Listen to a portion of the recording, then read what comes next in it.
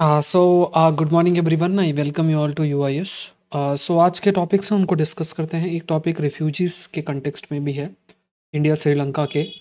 तो that also we are going to discuss. इसमें IR का जो टॉपिक है वो फ्रेम होता है जीएस पेपर 2 के अंदर। तो आज जो टॉपिक्स हम लोग डिस्कस करेंगे, मस्कट मिनिस्ट्रियल मैनिफेस्टो, ये एंटी माइक्रोबियल रेजिस्टेंस से रिलेटेड है।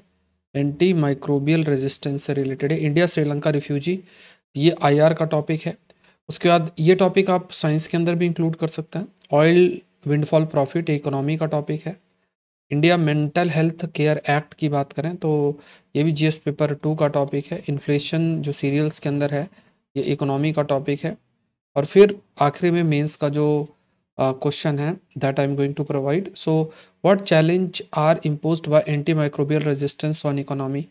अर्थव्यवस्था पर क्या चुनौतियां आ रही हैं, मतलब एंटी माइक्रोबियल रेजिस्टेंस की वजह से। तो 10 मार्क्स का ये प्रश्न Saurabh Pandya academy Telegram channel पे आपको जो आंसर है वो पोस्ट करना है।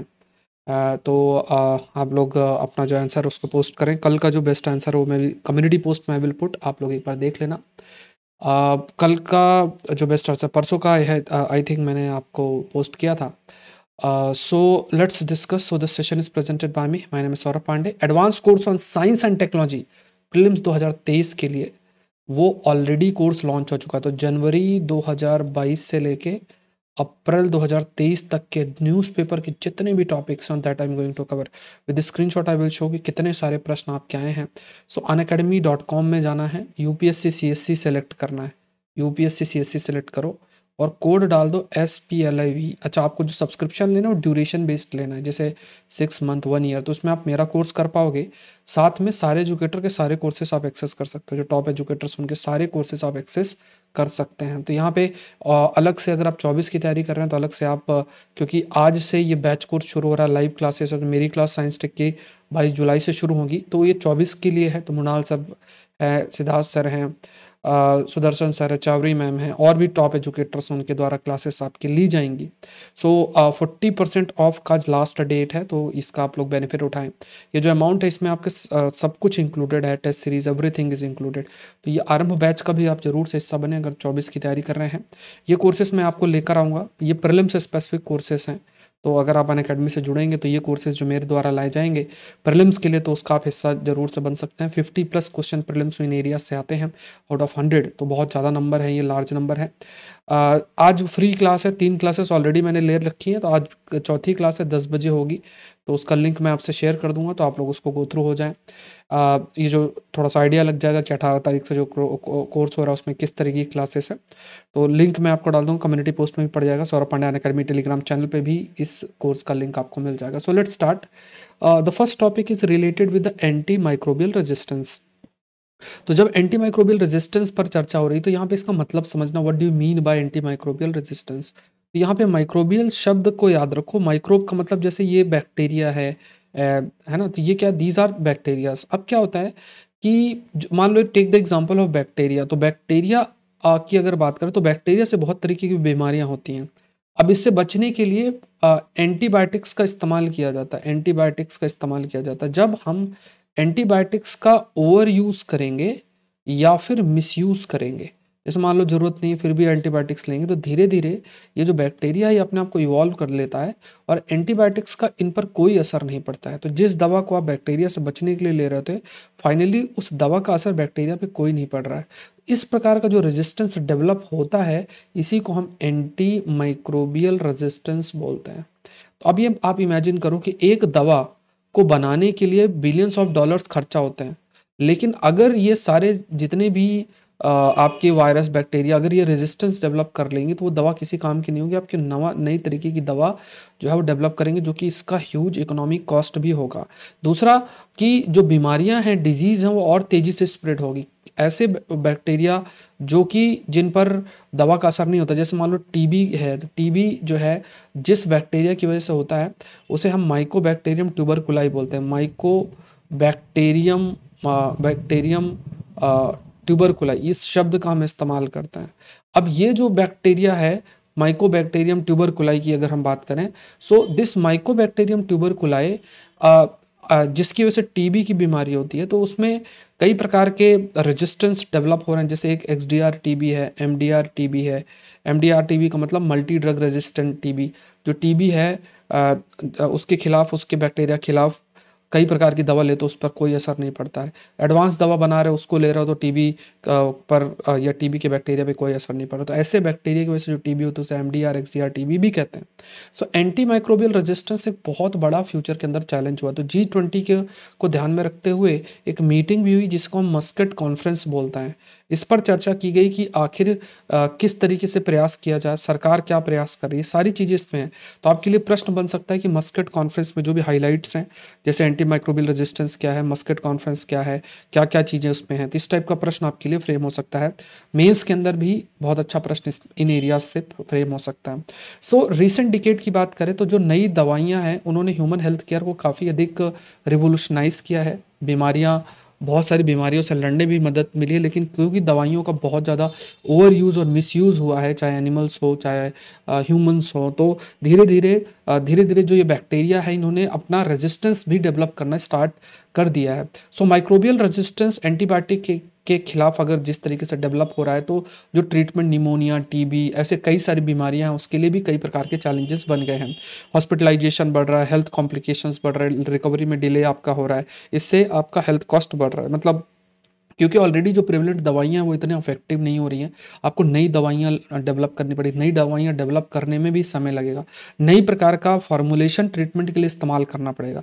तो ये सब चैलेंजेस की वजह से आपका रिकवरी में भी डिले होगा, लोगों को ज़्यादा हॉस्पिटलाइजेशन होगा तो उनकी जो प्रोडक्टिविटी है दैट विल रिड्यूस। अब कोई पर्सन मान लो उसे 4 दिन में सही होना चाहिए और 40 दिन में सही हो रहा है, तो उसकी जो इकोनॉमिक प्रोडक्टिविटी है that will also be affected. 2019 में एंटी माइक्रो जो रेजिस्टेंस की बात करें तो लगभग 4.95 मिलियन ह्यूमन डेथ्स की बात हुई। 2018 की रिपोर्ट की अगर बात करें तो यहाँ पे फर्दर इंक्रीज होगा बाय 2013 से बात करें तो यहाँ पे देखो सिंपल सी बात है, क्योंकि जो बैक्टीरिया है वो बहुत हाईली इन्फेक्शियस होते हैं, आपके शरीर को बहुत अधिक अफेक्ट कर सकते हैं और वो एक से दूसरे को भी स्प्रेड हो सकता है, मतलब वो कम्युनिकेबल डिजीज है। तो क्योंकि दवाइयों का कोई असर नहीं होगा तो ये कम्युनिकेशन या कम्युनिकेबल नेचर जो इनका है कि एक से दूसरे तक वो बहुत तेजी से स्प्रेड हो जाएंगे, तो बहुत मुश्किल हो जाता है प्रोटेक्ट अपने आप को कर पाना, इन्फेक्शन का लेवल भी तेजी से बढ़ेगा। Indian council of medical research की जो स्टडी है उसने भी कहा कि जो रेजिस्टेंस लेवल है वो इंक्रीज कंटिन्यूस बेसिस में हो रहा है, 5 से 10% तक हर साल इंक्रीज हो रहा है। मतलब जो बैक्टीरिया हैं उन बैक्टीरिया के अंदर रेजिस्टेंस बढ़ता जा रहा है, दवाइयों का असर उन पर कम से कम आपका हो रहा है और इसी रेट से अगर बढ़ता जाएगा तो कुछ समय पर इतना रेजिस्टेंस डेवलप हो जाएगा कि उन पर दवा का बिल्कुल भी असर नहीं आपका होगा। तो क्योंकि इंडिया G20 का प्रेसिडेंट है इस समय और इंडिया भी एक तरीके से की रोल भी प्ले कर रहा है, हेल्थ एजेंडा को इसको लिया भी जा सकता है कि एंटी माइक्रोबियल रेजिस्टेंस किस तरीके से आपका डेवलप हो रहा है और इसका ह्यूज इकोनॉमिक कॉस्ट और हेल्थ पर भी इम्पैक्ट आपका पड़ रहा है।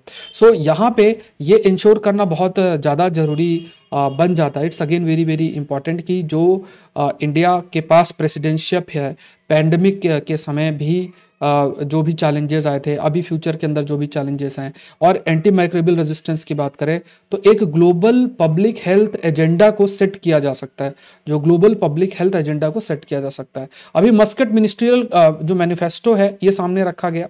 अब इसमें कमिटमेंट है कि किस तरीके से जैसे फॉर एग्जांपल इंटरनेशनल लेवल पे देश साथ में आए और ये जो प्रॉब्लम एंटी माइक्रोबियल रेजिस्टेंस है इस पर बातचीत किया जाए। So third global high level ministerial conference anti microbial resistance से रिलेटेड इसमें मस्कट के अंदर हुआ। 30 देश उन्होंने इसको अडॉप्ट भी किया, जो मैनिफेस्टो है मतलब जो पॉइंट्स उसमें रखे गए थे उसको अडॉप्ट भी किया गया एंटी माइक्रोबियल रेजिस्टेंस के अंदर। और इसमें कहा गया कि किस तरीके से एक पॉलिटिकल कमिटमेंट लेकर आ जाए, देश जो है उनके बीच में पॉलिटिकल कमिटमेंट आए जिससे कि वन हेल्थ एक्शन को इम्प्लीमेंट किया जाए। मतलब एक सिंगल अप्रोच को फॉलो किया जाए, एक सिंगल अप्रोच को आपको फॉलो किया जाए, वन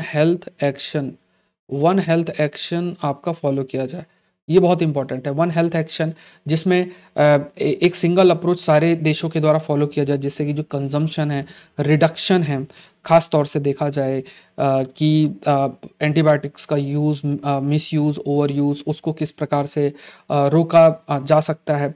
एंड ये भी हाईलाइट किया गया है कि सिर्फ फोकस ऐसा नहीं है कि जो एंटी माइक्रोबियल रेजिस्टेंस वो ह्यूमन तक ही फोकस किया जाए, एनिमल्स में भी फोकस किया जाए। और there is this idea called as one health का एक कंसेप्ट है।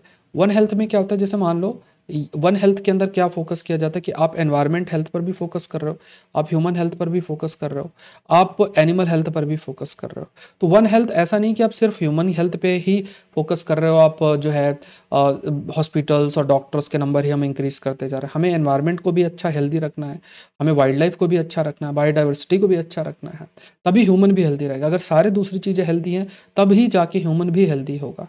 तो इस एरिया पर भी आपका फोकस किया गया है कि किस प्रकार से जो ह्यूमन हेल्थ को अचीव करने के लिए वन हेल्थ के अप्रोच की तरफ हमें प्रोसीड करना चाहिए, बिकॉज इट इज़ डायरेक्टली या indirectly linked with food security, economic growth, development. क्योंकि अगर इंसान हेल्दी है, एनवायरनमेंट हेल्दी है, हर चीज़ हेल्दी है, then only we will be able to achieve other things.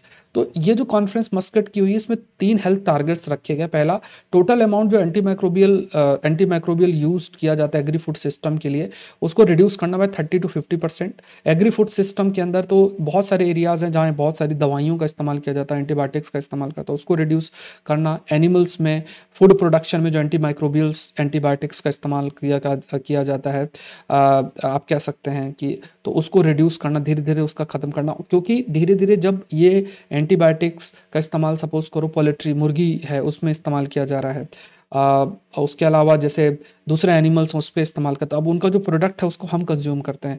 जब when we are consuming at that point of time, because of the kind of resistance जो है वो हमारे अंदर भी डेवलप होता चला जाए, क्योंकि हम उस एंटीबायोटिक्स का यूज़ कर रहे हैं जिसका रिक्वायरमेंट नहीं। तो अगर कोई बैक्टीरिया धीरे धीरे वो भी हमारे शरीर तक रीच करके और उसके अंदर भी रेजिस्टेंस डेवलप होते चला जाएगा। एंश्योर दैट बाय 2030 एटलीस्ट 60% जो ओवरऑल एंटीबायोटिक कंजम्पशन ह्यूमंस की बात करें, so is from WHO access group of antibiotics. मतलब ये प्रयास करना कि कुछ सर्टेन एंटीबायोटिक्स हैं उन्हीं का एक्सेस ह्यूमन तक हो। ऐसा नहीं कि कोई भी एंटीबायोटिक्स का इस्तेमाल कंटिन्यूस बेसिस में चलता जाए जिसका नेगेटिव इम्पैक्ट ह्यूमन हेल्थ पर कंटिन्यूस बेसिस में हो। तो इंडिया ने कमिट किया है कि किस तरीके से सर्विलियंस रिसर्च नई ड्रग की तरफ हम लेकर जाएं, जरूरी भी है। क्योंकि अगर हम प्रयास नहीं करेंगे, नई नई बीमारियां आएंगी, उसके लिए दवा जो है अगर इतनी इफेक्टिव नहीं है तो हमें नई दवा लेकर आनी पड़ेगी। अगर नहीं लेकर आते हैं तो फिर वो दवा की कमी की वजह से डिजीज़ का स्प्रेड भी बहुत तेज़ी से स्प्रेड होगा। इंडिया ऑल्सो प्लान्स कि प्राइवेट सेक्टर का किस प्रकार से पार्टिसिपेशन इस एरिया में इंक्रीज किया जा सकता है। और WHO global antimicrobial resistance use surveillance system and other standardise system यहाँ पे भी है। एंड जो डेटा है इसको रिपोर्ट करना, ये जो आपका सिस्टम ग्लास सिस्टम है, यहाँ पे भी डेटा को धीरे धीरे रिपोर्ट करना। बिकॉज WHO के पास अगर ये डेटा जाता है देन ओनली एक इंटरनेशनल लेवल पे एक स्टेप आपका लिया जा सकता है। और TB की एपिडेमिक की बात करें, जिस तरीके से महामारी आपकी बढ़ती जा रही है, तो यहाँ पे ये भी बहुत बड़ा चैलेंज बनता है कि जो मल्टी ड्रग रेजिस्टेंट पेशेंट हैं have less than 60% chance of recovery. Because अगर TB का पेशेंट है, अभी जैसे मैंने आपसे डिस्कस किया, एक XDR TB होती है, एक MDR TB होती है, अगर इस प्रकार के TB है तो उससे आसानी से रिकवर करना आसान नहीं है। क्योंकि जो बैक्टीरिया, माइकोबैक्टीरिया, ट्यूबरकुलाई बैक्टीरिया है, उस पर दवा का असर बहुत ही कम होता है। तो अगर दवा का असर ही नहीं होगा तो how we will be able to respond. तो जो टारगेट रखे गए हैं, जैसे अभी हमने डिस्कस किया मस्कट मैनिफेस्टो में, इसको अचीव करना और भी मुश्किल हो जाता है, लेकिन इनको अचीव करना जरूरी भी हो जाता है अगर हम TB से रिलेटेड अपने टारगेट्स को अचीव करते हैं। तो नेशनल एक्शन प्लान पर फोकस करना, हर देश का अपना एक एक्शन प्लान हो, जैसे इंडिया का भी अपना एक एक्शन प्लान और एक वन हेल्थ अप्रोच की तरफ जाएं, जिस पे आप एनवायरनमेंट के को healthy, biodiversity healthy, wild life healthy, तब ह्यूमन हेल्दी हो सकता है। तो पूरा इकोसिस्टम कैसे हेल्दी रहे, इस पर भी आपका फोकस किया गया है। सो वन हेल्थ अप्रोच की बात करो तो मल्टीपल स्टेक होल्डर्स आपके इन्वॉल्व होते हैं। अब एनिमल हेल्दी है तो जो आपके वेटनरी वाले हैं, साइंस वाले हैं, उनकी ज़रूरत पड़ेगी। एनवायरनमेंट है तो आपको इकोलॉजी से रिलेटेड एनवायरमेंटलिस्ट, एनवायरमेंट साइंटिस्ट, उनका ज़रूरत है। ह्यूमन हेल्थ है तो आपके डॉक्टर्स हैं, की ज़रूरत है। अब इकोसिस्टम में आपका एक्वेटिक एनिमल्स भी हो गए और आपके अलग से टेरेस्ट्रियल एनिमल्स भी हो गए। तो जब आप वन हेल्थ अप्रोच की तरफ जाते हो ना, तो उसके बाद फिर जो सस्टेनेबल डेवलपमेंट गोल्स है उनको भी हम अचीव कर पाते हैं। So this is again very very important कि किस तरीके से अपकमिंग हेल्थ क्राइसिस को हम प्रिडिक्ट कर सकते हैं, उसको कम कर सकते हैं, उसके इम्पैक्ट को रिड्यूस कर सकते हैं। अगर हम एंटी माइक्रोबियल रेजिस्टेंस को ध्यान में रखते हुए आगे बढ़ें। अगर हम इस डायरेक्शन में आगे नहीं बढ़ेंगे तो क्या फ्यूचर के अंदर हेल्थ क्राइसिस जनरेट होगी because of AMR, we are not aware. So AMR requires की बात करें, जो एंटी माइक्रोबियल रेजिस्टेंस है इसकी अगर हम बात करें, it requires constant monetary of antibiotic consumption. Antibiotic consumption कितना हो रहा है, किस तरीके के एंटीबायोटिक्स का कंजम्पशन हो रहा है उसको आइडेंटिफाई करना, टाइप क्वांटिटीज जो है एंटीबायोटिक्स का उस पर ध्यान देना, और जो एंटी माइक्रोबियल्स हैं उनका भी यूसेज है उसको भी किसी तरीके से रिड्यूस करना, reduce the usage of anti microbials. जो भी आपका एग्रीकल्चर सेक्टर है या फूड सिस्टम के अंदर इस्तेमाल होता है उसको भी रिड्यूस करना। तो आपको जो भी एंटीबायोटिक्स हैं उस एंटीबायोटिक्स का कंजम्पशन किस तरीके से हो रहा है, किस टाइप के एंटीबायोटिक्स है, कितनी क्वांटिटी में एंटीबायोटिक्स कंज्यूम हो रहा है, ये सब चीज़ों पर नजर रखना, मॉनिटर करना। तो national action plan on microbial resistance 2017 से 21 तक का है भारत का, तो उसने भी फोकस किया है। एंड कई प्रकार के हाइजीन सैनिटेशन प्रोग्राम, स्वच्छ भारत अभियान, कायाकल्प, स्वच्छ स्वास्थ्य सर्वत्र, इन चीज़ों पे फोकस आपका किया गया है। अब इसमें क्या मतलब हुआ इसका, ये क्यों इंपॉर्टेंट होता है कि ये कैसे लिंक्ड है एंटी माइक्रोबियल रेजिस्टेंस को रोकने के लिए। ये ऐसे लिंक्ड है कि जैसे कोई बैक्टीरिया है, अगर उसने रेजिस्टेंस डेवलप किया तो अगर हाइजीन मेंटेन नहीं होगी तो वो बैक्टीरिया दूसरों को भी आपका अफेक्ट करना शुरू कर देगा। अगर उस बैक्टीरिया से जो कि माइक्रोबियल रेजिस्टेंस जिसने ऑलरेडी डेवलप कर रखा है, जिसपे दवा का असर कोई भी नहीं पड़ रहा है, अगर उससे बीमारी फैलेगी तो वो बीमारी तेजी से दूसरों को भी स्प्रेड होती चली जाएगी और दवा का उस पर कोई भी असर नहीं होगा। तो हाइजीन मेंटेन करने के लिए स्वच्छ भारत अभियान, कायाकल्प, स्वास्थ्य सर्वत्र, ये सब आपका इंपॉर्टेंट बन जाता है। साथ में अवेयरनेस जनरेट करना, किस प्रकार से हमें अच्छा फूड प्रैक्टिस लेकर आ सकता है, ऑर्गेनिक फूड की तरफ जा सकते हैं। एनिमल्स में अगर हम कोई फूड प्रोडक्ट सिस्टम लेकर आ रहे हैं तो बहुत ज़्यादा एंटीबायोटिक्स का इस्तेमाल ना हो, ये भी ध्यान में रखना। नेशनल हेल्थ पॉलिसी 2017 ने भी कई प्रकार की जो गाइडलाइंस है वो हाईलाइट की हैं, कि जैसे रिस्ट्रिक्ट करना कि हर बात पे आप जो एंटीबायोटिक्स है वो ना दिया जाए। अब देखो डॉक्टर्स के पास भी बड़ा चैलेंज होता है, अगर कोई बीमार होता है और उसको एंटीबायोटिक्स देके तुरंत सही किया जाता है, 1-2 दिन के अंदर सही हो जाएगा, नहीं देते हैं तो थोड़ा डिले होगा, तो लोगों को लगता है डॉक्टर अच्छा नहीं, तो फिर डॉक्टर्स को भी अपना थोड़ा इमेज बचाने के लिए वो फिर असाइन करना पड़ जाता है। ये भी एक बहुत बड़ा चैलेंज, उनके लिए भी इथिकल चैलेंज सामने रहता है।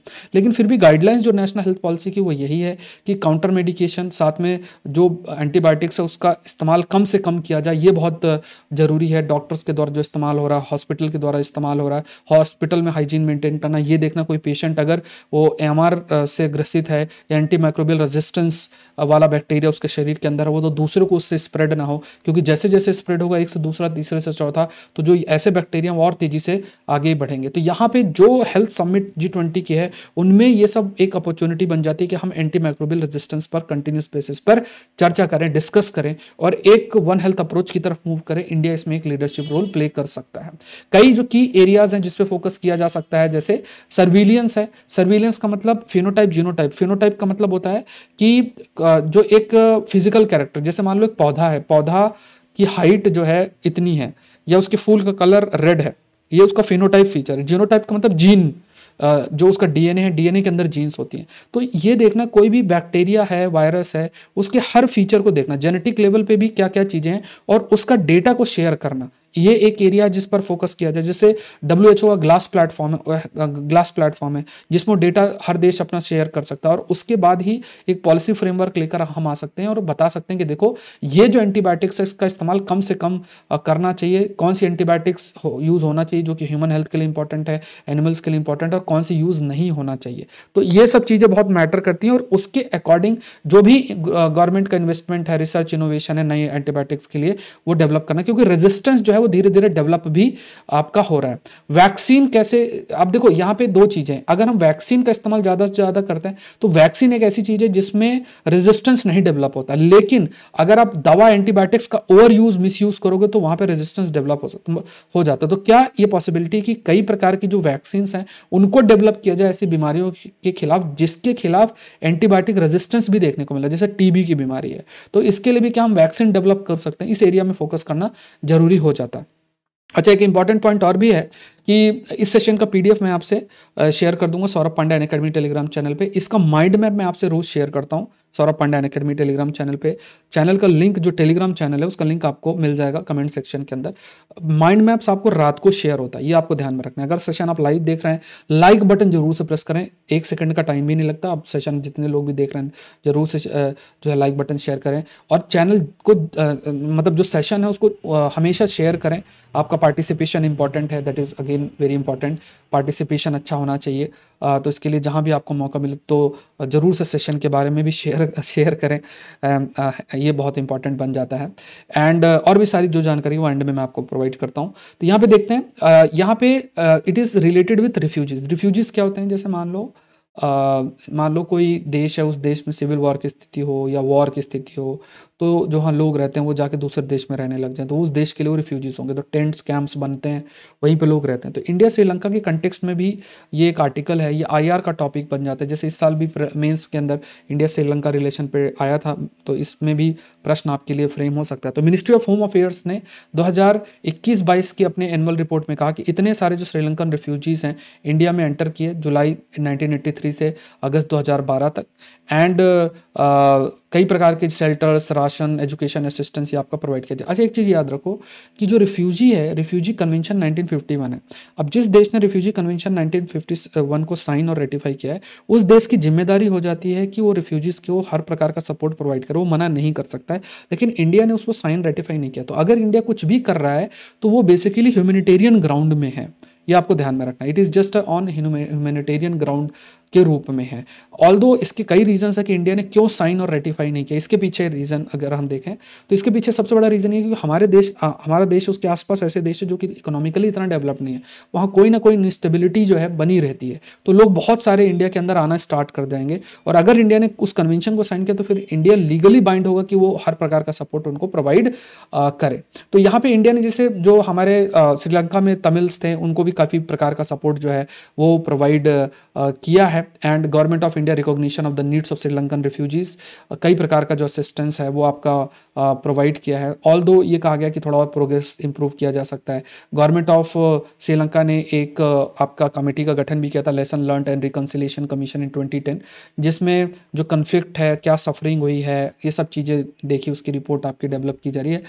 जो सिविल वॉर की स्थिति हुई है, जैसे आपके तमिल्स और वहाँ की जो आर्मी है उनके बीच में जो एक सिविल वॉर की स्थिति हुई थी, बहुत सारे लोग जो है श्रीलंका से इंडिया आपका माइग्रेट किए थे। एंड जो कमिटी है उसने भी कई सारी चीज़ें देखी कि किस प्रकार से ह्यूमन राइट्स का हम रेस्पेक्ट कर सकें, international humanitarian law, land rights, resettlement, reconciliation, इन चीज़ों पे ध्यान रखना। मतलब जैसे कोई रिफ्यूजी है, अब ऐसा नहीं कि वो कैंप में ही रह रहा है, हम उनको फूड प्रोवाइड कर रहे हैं, मेडिकल असिस्टेंस प्रोवाइड कर रहे हैं, हमें और भी चीज़ें देखना है। लैंड राइट्स हो गया, रीसेटलमेंट, उनका रिहेबिलिटेशन, कि उनकी जो फर्दर जनरेशन है वो अच्छे से प्रोग्रेस कर सके। And government of Sri Lanka and the development partners initiated programs in northern and eastern province with the objective of resettlement, restoration, critical infrastructure, livelihood, social service to the local population।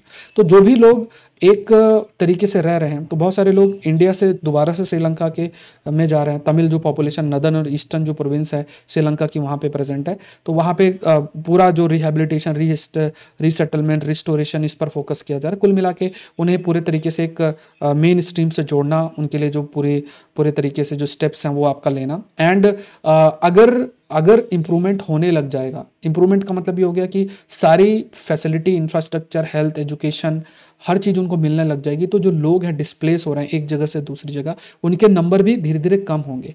India और श्रीलंका ने कई प्रकार के agreement पहले भी sign किए हैं, और ये प्रयास किया है कि जो Indian origin act of Sri Lanka है, जो पर्सन ऑफ इंडियन ओरिजिन है, और श्रीलंका में है, तो they should be provided citizenship, grant of citizenship. तो इसमें इंडिया श्रीलंका एग्रीमेंट आपका साइन किया गया है 1964 में, 74 में, 1987 में, उसमें अमेंडमेंट भी किए गए, बदलाव भी किए गए। कुल मिला के इंडिया श्रीलंका कोलैबोरेट कर रहे हैं कि जो भी रिफ्यूजीज हैं उनका कैसे प्रॉपर रीसेटलमेंट, रिहेबिलिटेशन, प्रॉपर किस प्रकार से जो इंफ्रास्ट्रक्चर है वो डेवलप किया जाए, हेल्थ एजुकेशन से रिलेटेड वो किया जाए, जिससे उन्हें मेन स्ट्रीम के अंदर लेकर आया जाए। तो इंडिया कई लेवल पे, इंडिया ने कई सारे स्टेप्स भी लिए जो कि दूसरे देशों के के लिए भी एक रोल मॉडल के रूप में हो सकता है। तो इंडिया एक प्रकार से वो कैपेसिटी पोजेस भी करता है, ऑल दो लीगल फ्रेमवर्क में कुछ बदलाव करने का जरूरत है जिससे कि एक परमानेंट सॉल्यूशन की तरफ हम जा सकें। खासतौर से जो रिफ्यूजीज सिचुएशन तमिलनाडु में आपका इम्पैक्ट कर सकता है। जो ग्लोबल कॉम्पैक्ट ऑन रिफ्यूजीज हैं, India along with international community, India और दूसरे जो देश हैं उन्होंने एक इम्पॉर्टेंट रोल भी प्ले किया है। एंड इवन जो भी कंडीशन श्रीलंका के विद इन हैं उस पर भी कैसे बदलाव किया जा सके। जो रिफ्यूजीज रह रहे हैं, जो वहाँ पे लोग अफेक्ट हुए हैं because of the civil war, तो उनके लाइफ को कैसे बदला जा सकता है, तो उसमें भी India along with certain countries उन्होंने भी एक इंपॉर्टेंट रोल प्ले किया है। तो when you are writing about India Sri Lanka relation तो इस रिफ्यूजी वाला पॉइंट आप मेंशन कर सकते हैं। Next topic is this is related with the wind fall आपका गेन, एक ये टर्म है, इकोनॉमी का आपका टॉपिक है। तो ये जो टॉपिक है दिस इज रिलेटेड विथ, हम कह सकते हैं कि it is related with economy and IR, दोनों से लिंक करके प्रश्न आपके लिए इसमें फ्रेम हो सकता है। और ये टॉपिक आपका एक्सप्लेनर सीरीज के अंदर है, taxing windfall profits of oil companies. अभी याद रखना है कि इसको आप इकोनॉमी और आईआर वाले फोल्डर पे लिखना। देखो नोट्स आप जो भी बनाओ वो नोट्स कभी भी डेट वाइज मत बनाना, सब्जेक्ट वाइज बनाना। जो सब्जेक्ट मैं आपको मेंशन करता हूँ ना उसी फोल्डर में लिखो। बाद में इन सब्जेक्ट से रिलेटेड जितने भी एडवांस टॉपिक्स हैं वो आपके कवर हो जाएंगे, ये आपको ध्यान में रखना है। देखो विंडफॉल टैक्स क्या होता है या प्रॉफिट क्या होता है। जैसे सडनली, जैसे मान लो ऑयल है, ऑयल प्रोड्यूसिंग कोई कंपनी है, अब सडनली ऑयल का प्राइस बहुत बढ़ जाए, तो ऑयल का प्राइस बहुत बढ़ गया तो क्या होगा, वो विंडफॉल गेन होगा या विंडफॉल प्रॉफिट होगा। तो ये क्या है कि बहुत सारी ऐसी कंपनीज होती हैं, कुछ ऐसे चेंजेस हो जाते हैं जिसकी वजह से उन्हें एकदम से बहुत ज़्यादा प्रॉफिट हो जाता है, तो उसी को विंडफॉल प्रॉफिट या विंडफॉल गेन शब्द उनके लिए इस्तेमाल करते हैं। सो बीके चतुर्वेदी जो कमेटी रिपोर्ट है उसने भी आपका हाईलाइट किया है, एंड उसमें हाईलाइट किया है कि जब भी ऐसा विंडफॉल गेन या सपोज करो ऑयल कंपनीज के कंटेक्स्ट में उनका फाइनेंशियल पोजीशन एकदम से बहुत तेजी से बढ़ गया, तो उन्हें उन पर सर्टेन टैक्स इंपोज करना जरूरी है जिससे कि उस टैक्स का इस्तेमाल किया जा सकता है a redistributive justice. It means what कि जो पैसा है उसका इस्तेमाल किया जा सकता है बहुत सारी स्कीम्स को रन करने के लिए, फाइनेंशियल सपोर्ट प्रोवाइड करने के लिए सरकार के लिए। क्योंकि क्या होगा कि अगर कुछ कंपनीज बहुत ज़्यादा गेन करती चली जा रही हैं तो उस कंडीशन का एक्सप्लॉयटेशन भी हो सकता है। सो उससे बचने के लिए जरूरी है कि जो भी पैसा आपका अर्निंग होती है कंपनीज के द्वारा, उस पैसे पर टैक्स लगाया जाए जो विंडफॉल प्रॉफिट है, और जो भी विंडफॉल प्रॉफिट या गेन टैक्स के इससे जो पैसा कलेक्ट होता है उसको हम सर्टेन सोशल वेलफेयर स्कीम के अंदर ले सकते हैं। ये पॉइंट आपको ध्यान रखना है। तो यहाँ पे इसका आइडिया क्या है कि लार्ज अगर देखा जाए तो कई प्रकार की जो डोमेस्टिक सोशल सर्विस स्कीम्स ये सब चीज़ें हैं, इनके लिए जो पैसा है उसका इस्तेमाल किया जा सके। अब विंडफॉल गेन क्यों हुआ, इसके पीछे क्या रीज़न है। ऑयल की अगर हम बात करें तो इसके पीछे सबसे बड़ा रीज़न ये युद्ध है। रशिया ने हमला कर दिया यूक्रेन में, फिर सऊदी अरेबिया की बात करें, यूएस की बात करें तो उन्होंने भी कई लार्जर प्रोड्यूसर, जैसे रशिया की भी बात करें तो वो भी एक लार्जर प्रोड्यूसर है, सऊदी अरेबिया यूएस वो भी एक लार्जर प्रोड्यूसर है। कई प्रकार के सैंक्शंस रशिया के ऊपर इम्पोज किए गए, उसने प्रोडक्शन को रिड्यूस कर दिया। तो कुल मिला के जो ऑयल है, ऑयल का जो सप्लाई है वो रिड्यूस हुआ है।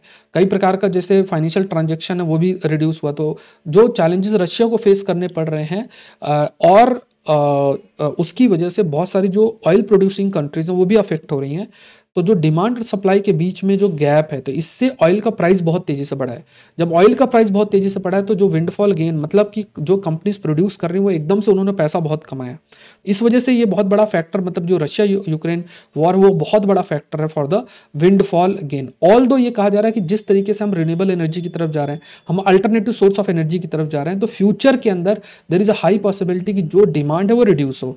ऑल दो डिमांड रिड्यूस होगी और सप्लाई और डिमांड के बीच का जो गैप है वो ब्रिज होगा, तो अपने आप जो प्राइस वो रिड्यूस होगा। ये देयर इज दिस पॉसिबिलिटी, ये बहुत पॉसिबिलिटी आपका ये आपका फ्यूचर के अंदर हो सकता है। जैसे world supply looks set to exceed demand through the first half of the 20, मतलब जितना डिमांड है उससे ज़्यादा सप्लाई होना स्टार्ट हो जाएगा। तो ये बहुत बड़ा फिर क्या होगा कि चैलेंज भी बन जाएगा और ऑयल के प्राइस बहुत तेजी से रिड्यूस भी फ्यूचर के अंदर आपका होंगे। So Russian oil production export have led to relatively well not standing the sanctions. It had managed to reroute shipment of the crude oil to Asia G7 price cap on the crude appears to be helping to keep the barrel flowing. तो यहाँ पे एक तरफ जो G7 countries हैं उन्होंने Russian oil पर एक तरीके से सैंक्शंस तो लगाया ही, इसके अलावा भी प्राइस इंपोज कर दिया कि इससे ज़्यादा आप नहीं खरीदना है। अब इससे क्या हुआ, एक फ़ायदा ये भी हुआ कि जो ऑयल का प्राइस वो बहुत ज़्यादा इंक्रीज नहीं हुआ। फ्यूचर के अंदर जैसा भी ये भी रिपोर्ट कह रही है कि 2023 के मिड हाफ तक जो डिमांड है उससे ज़्यादा ऑयल की सप्लाई को, तो प्राइस अपने आप डाउन जाएगा। रशिया ने भी अपना एक अल्टरनेटिव मैकेनिज्म डेवलप कर लिया है, जैसे इंडिया को भी वो ऑयल देना स्टार्ट किया, उसने भी अल्टरनेटिव रूट के माध्यम से।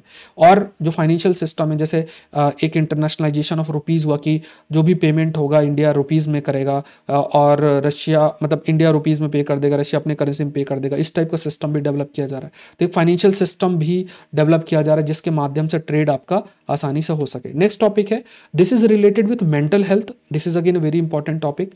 मेंटल हेल्थ की अगर हम बात करें तो यहाँ पे देखा जाए तो understanding India's mental health care act 2017। अब ये जो मेंटल हेल्थ केयर एक्ट है 2017 का, इस पर कुछ पॉइंट्स हैं। तो ये टॉपिक आपका जीएस पेपर 2 के अंदर आ जाता है मेंटल हेल्थ इश्यूज, कोई लॉ के कंटेक्स्ट में कोई प्रश्न आपके लिए फ्रेम हो सकता है। So national human right commission की रिपोर्ट ने ये चीज़ कहा है कि लगभग जो 46 government run mental health care institutions, उनकी कंडीशन इतनी अच्छी नहीं है। जो भी वहाँ आपके पेशेंट हैं जो कि मेंटल हेल्थ इशू फेस कर रहे हैं वो अच्छी कंडीशंस में नहीं है, बहुत समय तक उनको रखा जाता है, रिकवरी के बाद भी रखा जाता है, और जो भी उनके ह्यूमन राइट्स हैं उनका वायलेशन भी देखने को मिलता है।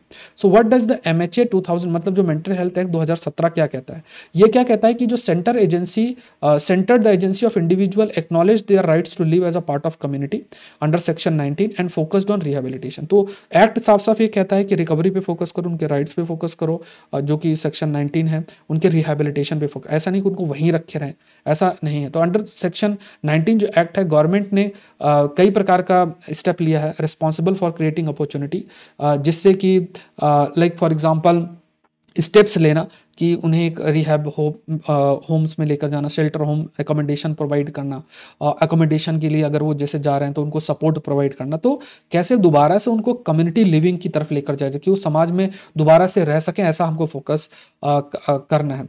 फिर ये एक्ट के माध्यम से बहुत सारी चीज़ें नहीं की जा सकती, जैसे वो इलेक्ट्रिक शॉक देना, चेन में बांधना, सही से फूड प्रोवाइड करना, सैनिटेशन हाइजीन पर फोकस करना, प्राइवेसी और इन सब चीज़ों पे फोकस करना, ये सब चीज़ें आपकी हाईलाइट की गई हैं। चैलेंजेस की बात करें, व्हाट आर द चैलेंजेस, तो जो मेंटल हेल्थ एक्ट की बात करते हैं, it safeguards the rights of the people in the mental health care establishment, enforcement challenges remain, मतलब कि लॉ तो कह रहा है कि आपको ये XYZ काम करना है, आपको राइट्स रेस्पेक्ट करना है, लाइवलीहुड उनका देखना है, आपको बहुत सारी चीज़ें उनका ध्यान में रखना है, रिहेबिलिटेशन है, शेल्टर होम्स बनाने, लेकिन एनफोर्समेंट एक बहुत बड़ा फैक्टर है कि ये सारी चीज़ों को कैसे एनफोर्स किया जा सके।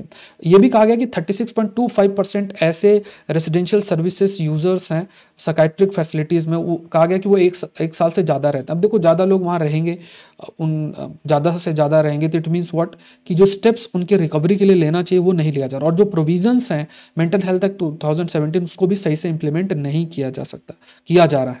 तो ऑल स्टेट्स, सारे स्टेट्स को ये requirement under mental health act की वो एक state mental health authority, mental health review board का गठन करें, और उसके माध्यम से ही जो मेंटल हेल्थ केयर इंस्टीट्यूट्स हैं उनको सर्टेन सेट स्टैंडर्ड्स के दिए जाएं कि आपको ऐसे ऐसे काम करना है, उसको सर्विलियंस करना, उसको मॉनिटर करना, ये देखना कि वो पूरे तरीके से मेंटल हेल्थ एक्ट को सही से कंप्लाई कर रहे हैं कि नहीं, इस पर पूरे तरीके से नज़र बना के रखना, ये जिम्मेदारी आपकी बन जाती है स्टेट्स की under the mental health act, जिसके माध्यम से उन्हें स्टेट मेंटल हेल्थ अथॉरिटी और मेंटल हेल्थ रिव्यू बोर्ड का गठन उनको करना है। लेकिन ज़्यादातर स्टेट्स की बात करें, उन्होंने अगर गठन भी किया है ऐसी बॉडीज़ का तो वो कार्य नहीं कर रही, या फिर अगर बॉडी का गठन किया तो जो स्टैंडर्ड सेट सामने रखने चाहिए तो वो भी नहीं किया। तो इस वजह से जितने भी मेंटल हेल्थ इंस्टीट्यूशंस हैं वो उतना इफेक्टिवली काम नहीं कर रही जितना उनको करना चाहिए, ये बहुत ज़रूरी बन जाता है। तो यहाँ पे जो भी स्टेप्स लिए जाएं मेंटल हेल्थ एक्ट को सही से इंप्लीमेंट किया जाए और वहाँ पे ह्यूमन राइट्स का रिस्पेक्ट हो। दूसरा ये भी है कि इसके लिए सिर्फ ऐसा नहीं है कि सिर्फ वो इंस्टीट्यूशन कार्य करे, यहाँ पे डिफरेंट चाहे police officers, mental health practitioners, government institutions, care givers, state agencies, सबका एक कोलैबोरेटिव एफर्ट होना चाहिए, देन ओनली हम उस चीज को अचीव कर सकते हैं। तो ये चीजें जो है आपको ध्यान में रखनी है। दूसरा ये भी आपका हाईलाइट किया गया है कि जब भी हम मेंटल हेल्थ केयर इंस्टीट्यूशंस की बात करते हैं, मेंटल हेल्थ इंस्टीट्यूशंस की बात करते हैं, तो वहाँ पे कई चीज़ों की रिक्वायरमेंट है, जैसे स्टाफ की कमी तो अंडर स्टाफ की जरूरत है, पैसे की कमी तो बजटरी एलोकेशन जरूरी प्रोवाइड करना है, और स्टाफ प्रॉपर ट्रेन हो ये भी जरूरी है, वो सारा उनका इमोशनल इंटेलिजेंस भी बना रहे, वो समझे लोगों को, वो भी बहुत आपका जरूरी बन जाता है। तो सेक्शन 19 है वो रिकॉग्नाइज करता है right of people to live in a part of and not segregated from society. ये बहुत जरूरी है, मतलब अगर आप साल 2 साल 5 साल 10 साल आपको उसको उसी मेंटल हेल्थ होम उसमें ही रखे हो, तो फिर जो सेक्शन 19 है वो इसके खिलाफ है, मतलब सेक्शन 19 के खिलाफ है ये स्टेप। आपको प्रयास ये करना है उसको जल्द से जल्द रिकवर करके समाज का उसको कैसे हिस्सा बनाना है, एक कम्युनिटी बेस्ड सर्विसेज की तरफ लेकर जाना, उसका रिहेबिलिटेशन करना, इसमें जो कॉम्प्लिकेशंस है उसको खत्म करना जरूरी है। नेक्स्ट टॉपिक है, this is related with cereals की अगर हम बात करें तो देखो काफ़ी सारे टॉपिक्स आए हैं, एडिटोरियल्स भी हैं, साथ में एक्सप्लेनर सीरीज भी है। तो फर्स्ट जो है I have to record the session, फिर मैं आपके लिए लाइव करता हूँ, तो 5-10 मिनट ऊपर नीचे हो जाता है, टारगेट रहता है कि 9:30 बजे आपको सेशन मिल जाए, ये रहता है। और आपका प्रीलिम्स बूस्टर सीरीज में इंडियन एक्सप्रेस, पीआईबी, जितने भी दूसरे जितने भी सोर्सेस हैं सबके टॉपिक्स आई कवर, तो आप लोग गो थ्रू हों। कल मैंने एक टॉपिक आपसे डिस्कस किया था कि जो बीसीसीआई का एक क्लेम किया गया था, तो चलो पॉलिटिकल डिबेट में हम नहीं गए, उसमें देखो कुछ केमिकल्स होते हैं जो स्पोर्ट्स प्लेयर के लिए जरूरी होते हैं, तो उसके बारे में मैंने एक्सप्लेन आपको किया, तो वो वीडियो जरूर से देखना, क्योंकि उसमें साइंस का प्रश्न बन सकता है। डिफरेंट जो केमिकल्स होते हैं उन केमिकल्स का इस्तेमाल किया जाता है, उनका रोल क्या होता है, तो साइंस का एक प्रश्न आपके लिए बन जाता है, वो मैंने आपको कवर किया है। और भी कई सारे टॉपिक 12:30 बजे आपको मिलेंगे, वो और भी कई योजना की समरी भी मैं आपको लेकर आऊंगा। गगनयान में CMRM वाला एक 3 मिनट का वीडियो भी मैंने आप लोग के लिए क्रिएट कर दिया। जब भी समय मिला तो ये सब थोड़ा सा देखते रहा करो, थोड़ा नजर बना के आपको रखना है। चलो नेक्स्ट देखते हैं, cereal inflation broad based and worrying says economist. अब इसमें देखो प्राइस जो है सीरियल में, तो व्हीट, राइस और इन सब का थोड़ा सा इंक्रीज हो रहा है। अब इसमें देखो कई सारे फैक्टर्स होते हैं, एक तो प्रोडक्शन है, डिमांड बढ़ रहा है, दूसरा जैसे मान लो क्लाइमेट चेंज है, तो क्लाइमेट चेंज की वजह से जो प्रोडक्शन लेवल वो भी रिड्यूस हो जाता है, अवेलेबिलिटी, सप्लाई, तो कुल मिलाकर डिमांड सप्लाई के बीच में गैप जो बढ़ रहा है उसकी वजह से इन्फ्लेशन बढ़ रहा है। ऑल्दो ये भी कहा गया कि जो डेटा कलेक्शन है वो भी उस पर भी थोड़ा सा प्रश्न उठाए गए हैं जिसके माध्यम से इन्फ्लेशन बढ़ रहा है। बट अभी जो पॉइंट्स हम उसी पर डिस्कस करेंगे, तो यहाँ पे जो एक पॉइंट हमें ध्यान में रखना है कि महंगाई के पीछे जो एक रीजन होता है, डिमांड सप्लाई के बीच में क्या गैप है, डिमांड और सप्लाई के बीच में अगर जितना गैप बनता जाएगा उतना इन्फ्लेशन बढ़ता चला जाएगा। तो डिमांड को मीट करने के लिए एक इंपॉर्टेंट रोल आपका जो डिमांड है, उस डिमांड को मीट करने के लिए एक इंपॉर्टेंट रोल आपका जो प्ले किया जाता है, दैट इज कि प्रोडक्शन हम इंक्रीज कर सके। बट मान लो क्लाइमेट चेंज हो रहा, मान लो पिछली बार वीट मार्च का टाइम था, बहुत ज़्यादा गर्मी पड़ी तो वीट का प्रोडक्शन रिड्यूस हो गया, और ऑल्दो कई सारे स्टेप्स लिए गए कि एक्सपोर्ट को थोड़ा रोका गया, हम अल्टरनेटिव सेंस में भी प्रोडक्शन को इंक्रीज कर रहे हैं।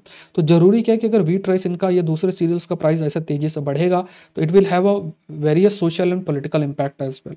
जरूरी ये है कि प्रोडक्शन इंक्रीज किया जाए, एग्रीकल्चर लेवल पे जो पॉलिसी है उसमें बदलाव आपका किया जाए। आज आपकी क्लास होगी साइंस एंड टेक्नोलॉजी, ये फ्री सेशन है, 4th सेशन है, 3 सेशन ऑलरेडी मैंने आपको करा दिया है, ये 4th सेशन है, 10 बजे क्लास है, ठीक है। तो इसमें जनवरी 2022 से प्रेजेंट तक के टॉपिक्स मैं आपसे डिस्कस करूंगा। तो प्रीलिम्स 2023 की जो भी आप लोग तैयारी कर रहे हैं तो आप लोग इस क्लास को जरूर से करें, ओरिएंटेशन भी आपको मिलेगा। 18 तारीख से कोर्स भी आ रहा है साइंस एंड टेक्नोलॉजी का, आज इसका लास्ट डे है 2024 के लिए अगर आप तैयारी कर रहे हैं तो 16 फेब आज आपका लास्ट डे है इस ऑफर का। तो बहुत अल्टीमेट आपका ये पूरा बैच है, आरंभ बैच है, जिसमें टॉप एजुकेटर्स आपको सारी क्लासेस लाइव पढ़ाएंगे। क्लासेस मिस होती तो आप रिकॉर्डेड क्लासेस देख सकते हैं। तो बहुत अच्छी अपॉर्चुनिटी, आप लोग जरूर से इसका हिस्सा बने और अपनी प्रिपरेशन को करें। ये मेरे द्वारा कोर्स लेकर आ जा रहा है, कोड जहाँ भी पूछे आपको यूज़ करना है SPLIVE, इस कोड का इस्तेमाल करके आप ज्वाइन कर सकते हैं। Advance course on science and technology for films 2023 18 तारीख से शुरू हो रहा है। तो इसमें आपको जनरली ड्यूरेशन बेस्ड सब्सक्रिप्शन लेना है। अनअकैडमी.com में जो UPSC CSE सेलेक्ट करो, तो अनअकैडमी के वेबसाइट पे जाना है, UPSC CSE सेलेक्ट करना है, कोड डालना है, तो SPLIVE कोड डाल दो। 6 महीना, 1 साल, 18 महीने, जिस भी समय के लिए आप जुड़ोगे मेरा कोर्स तो एक्सेस कर पाओगे, साथ में सारे एजुकेटर के सारे कोर्सेज भी एक्सेस कर पाओगे। मेरे द्वारा प्रीलिम्स 2023 के लिए ये सारे कोर्सेज आएंगे आपके लिए। प्रीलिम्स से पहले ये ऐसे एरियाज है जिसमें लगभग 50 प्रश्न आपके रहते हैं। तो ये स्क्रीनशॉट देख लो आप, ये सारे पिछली बार भी सारे प्रश्न आए थे, सेशन से ही थे, तो आप पॉज करके चाहो तो देख लो। ये किस तरीके से लोग पेपर से, न्यूज़पेपर से, टॉपिक से प्रश्न बनाते हैं। तो आप अगर 23 की तैयारी करना तो ज़रूर से ये सब चीज़ों पे फोकस करना, जो चीज़ पढ़ाई जाए। मेंस का प्रश्न देखो, what challenges are imposed on by anti microbial resistance on economy. मतलब जो एंटी माइक्रोबियल रेजिस्टेंस उसका आर्थिक स्थिति में या इकोनॉमी पर क्या अफेक्ट पड़ता है। तो 10 नंबर का ये प्रश्न है। Saurabh Pandya academy Telegram channel पर आपको सेंड करना है। टेलीग्राम चैनल का लिंक आपको कमेंट सेक्शन में पिन मिल जाएगा, वहीं से आपको पीडीएफ भी आप शेयर कर सकते हो। तो आज के लिए इतना ही। आई होप ये सेशन आपके लिए हेल्पफुल रहा होगा। सेशन को जरूर लाइक करें, शेयर करें और यूआईएस चैनल को जरूर से सब्सक्राइब करें। Thank you everyone, thank you.